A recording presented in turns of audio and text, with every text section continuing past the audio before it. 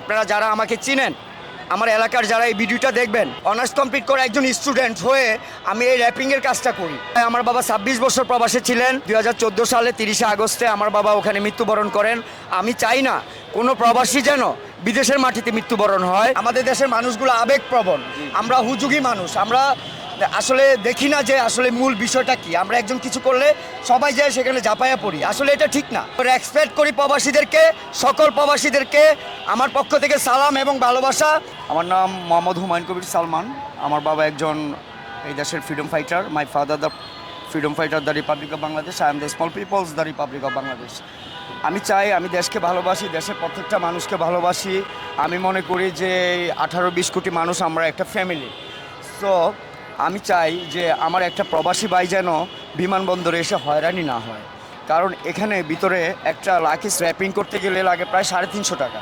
আর বাইরে যারা masters honours complete করে র্যাপিংয়ের কাজটা করতেছে, তারা করতেছে এই কাজটা 100 টাকা।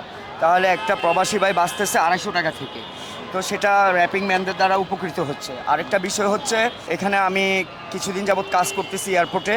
তো এয়ারপোর্টে কাজ করে আমি দেখতেছি যে অনেক যাত্রী স্টেশন দিয়ে আসার পরে তারা যখন এয়ারপোর্টে ঢুকতে যায়, পকেটে হাত দিয়ে দেখে তাদের মানিব্যাগটা নাই, তাদের পাসপোর্টটা নাই। ওই সময় ওই যাত্রীটার কি হতে পারে? আমি মনে করি এই বিষয়টা কর্তৃপক্ষের দৃষ্টি আকর্ষণ করছি। কারণ এই দেশের প্রত্যেকটা নাগরিক কর্তৃপক্ষের নিয়ন্ত্রণে মধ্যেই আছে। তো আমি চাই কর্তৃপক্ষ যেন এই দিকে দৃষ্টি দেয়। যেমন স্টেশনে নামলে এখানে কিছু টোকাই, ড্যান্ডিখোর, অনেক রকমের মানুষ আছে। আমি চাই যে সরকারের পক্ষ থেকে এই মানুষগুলোকে একটা বাসস্থান দেওয়া হোক, একটা ভালো একটা কাজ দেওয়া হোক। আশা করি তারা ভালো হয়ে যাবে। আপনারা যারা আমাকে চিনেন, আমার এলাকার যারা এই ভিডিওটা দেখবেন, শফিক মাস্টার কত বছর, প্রায় আমার বাবা 26 বছর প্রবাসে ছিলেন। ২০১৪ সালে 30শে আগস্টে আমার বাবা ওখানে মৃত্যুবরণ করেন। আমি চাই না কোনো প্রবাসী যেন বিদেশের মাটিতে মৃত্যুবরণ হয়। মৃত্যু অবধারিত, মৃত্যু সবারই, মৃত্যুর স্বাদ গ্রহণ করতে হবে। কিন্তু সব প্রবাসী যেন মা বাবার কোলে এসে মৃত্যুবরণ করতে পারে, আমি সেই দোয়াটাই করি। আর প্রবাসীদের যেন হয়রানিটা না হয়, প্রবাসীরা যেন স্বাধীনভাবে এয়ারপোর্টে এসে প্লেনে উঠতে পারে, তাদের যেন মানিব্যাগটা না হারিয়ে যায়, তাদের যেন পাসপোর্টটা না হারিয়ে যায়। তারা আমি আরেকটা বিষয় উপলব্ধি করতে পেরেছি যে এখানে রাত্রে 2টা-3টা বাজে যখন ডিস্ট্রিক্ট বাসগুলো আসে, তখন কিছু সিএনজি এবং কিছু অটোরিক্সা পুরা আপনার এই প্রবাসীকে মানে ঘেরাও দিয়ে ফেলে, যে হোটেলে চলেন, হ্যাঁ বোর্ডিংয়ে চলেন। হ্যাঁ, এখন একটা প্রবাসী সারা রাত জার্নি করে এসে এয়ারপোর্টের সামনে নামার পর যদি তাদেরকে এভাবে হয়রানি করা হয়, তাহলে একটা প্রবাসী এটা কষ্টদায়ক আমি মনে করি।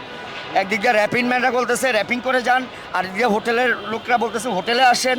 এখন ওই লোকটা যে 1 মিনিট দাঁড়াবে সেই কোনো নাই। আমি চাই যে কর্তৃপক্ষ এই বিষয়ে দৃষ্টি আকর্ষণ করবেন, এই বিষয়টাও খেয়াল রাখবেন।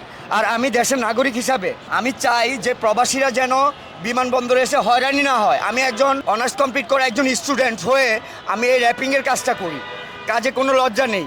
আর এই কাজটা করতে এসে আমি অনেক কিছু উপলব্ধি করতে পেরেছি যে প্রবাসীরা, গত পরশুদিন একটা লোক 30 লক্ষ টাকা নিয়ে জাল ভিসা দিয়েছে। আমাদের দেশের মানুষগুলো আবেগপ্রবণ, আমরা হুজুগি মানুষ, আমরা আসলে দেখি না যে আসলে মূল বিষয়টা কি। আমরা একজন কিছু করলে সবাই যায় সেখানে ঝাঁপাইয়া পড়ি, আসলে এটা ঠিক না। আমরা দেখব বিষয়টা কি হয়েছে, কি হচ্ছে, কি হইতেছে। তো আশা করি, আমি মোহাম্মদ হুমায়ুন কবির সালমান, আমাকে ফেসবুকে অনলাইনে সবাই কম বেশি চিনেন, আমার পরিবার সম্বন্ধে সবাই অবগত। আমার বাবা একজন খুব সৎ মানুষ। আমি চাই প্রবাসীরা যেন এয়ারপোর্টের মধ্যে এসে যেন হয়রানি না হয়, এয়ারপোর্টের মধ্যে এসে যেন তাদের মানিব্যাগ ছিনতাই না হয়, তাদের পাসপোর্ট যেন ছিনতাই না হয়, সেই দিকে কর্তৃপক্ষ দৃষ্টি আকর্ষণ করবেন। ধন্যবাদ সবাইকে। আশা করি সবাই প্রবাসী টিভির পাশে থাকবেন, সালমান মির্জাকে স্মরণ করবেন। আর সালমান মির্জা মাঝে মাঝে আসবো কিছু ভাইরাল চ্যানেলে। এই দেশের যত ভাইরাল সেলিব্রিটি আছে আপনারা জানেন, অবশ্যই অবগত যে তারা আমার খুব কাছের লোক। আজকে আমি এখানে আসছি, ভাইটা দেখি এখানে সাক্ষাৎকার নিচ্ছেন, তো চিন্তা করলাম যে প্রবাসীদের বিষয়টা আমি একটু তুলে ধরি। কারণ আমার বাবাও একজন প্রবাসী, একজন রেমিটেন্স যোদ্ধা। 5 আগস্টের পর যদি প্রবাসীরা এই দেশে টাকা না পাঠাতো, রেমিটেন্স না পাঠাতো, তাহলে দেশটা অচল হয়ে পড়তো।